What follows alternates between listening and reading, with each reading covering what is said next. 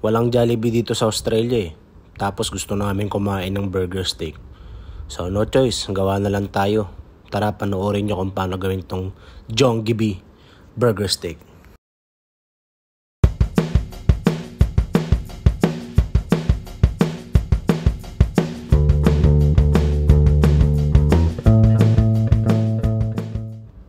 Una, syempre, ihanda natin yung 500 grams na ground beef.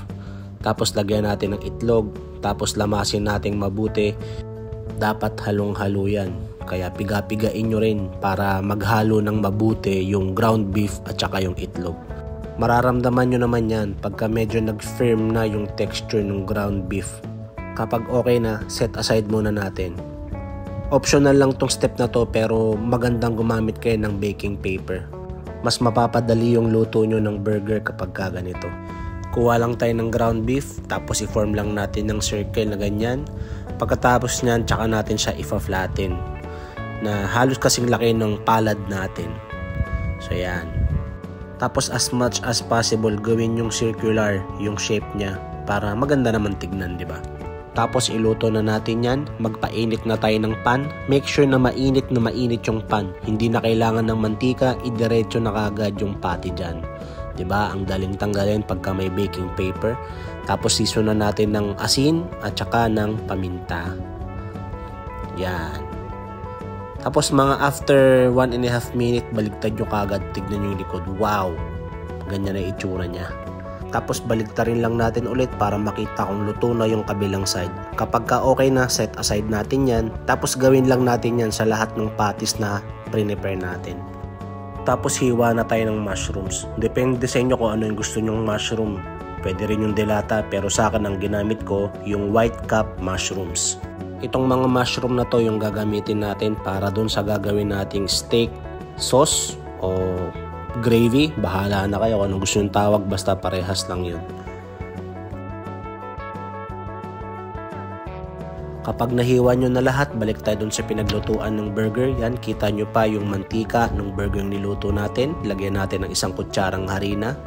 Tapos halu-haluin natin yan. Make sure na maluto yung harina na nilagay natin dun sa juice o dun sa mantika ng burger. So yan. Tandaan nyo ha, hindi ako naglagay ng mantika sa burger. So mantika lang lahat ng ground beef yan. So kapag luto na yung harina, lagyan na natin yung tubig yan. Tapos halu-haluin natin at hanggang sa magkaroon ng consistency yung gusto natin. Kapag okay na, ilagay na natin yung mushrooms, halu-haluin hanggang sa maluto yung mushrooms. Tapos syempre, titimplahan natin yan. Ang titimpla natin dyan ay toyo. Ang gamit ko nga dito, dato puti. So konti lang para kumulay. Tapos lalagyan din natin yan ng paminta. Tapos halu-haluin natin. Okay na yan. Tapos lulutuin na lang natin siya.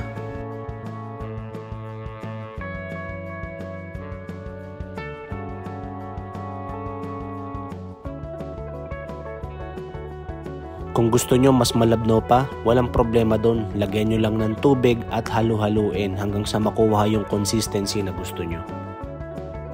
Kapag luto na yung ating steak sauce o yung ating mushroom gravy, o plating na tayo.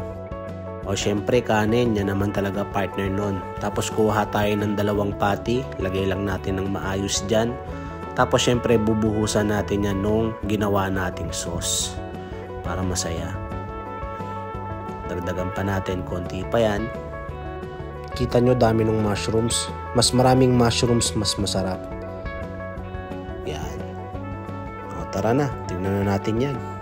So pagka may namimiss kayong pagkain sa restaurant na paborito nyo pero hindi kayo makapunta dun sa restaurant, subukan nyong gayahin at iluto nyo rin. Baka nga mamaya mas masarap pa yung gawa ninyo eh. At higit sa lahat, mas makakamura kayo. Kung nagustuhan nyo po itong video, huwag nyo pong kalimutang mag-like. At kung hindi pa kayo nakafollow sa Facebook ko, follow nyo na po ako at pwede rin kayong mag-subscribe sa YouTube channel ko. At syempre, huwag nyo po kalimutang i-share para mas marami po ang makakita nitong ating recipe. Thanks for watching guys!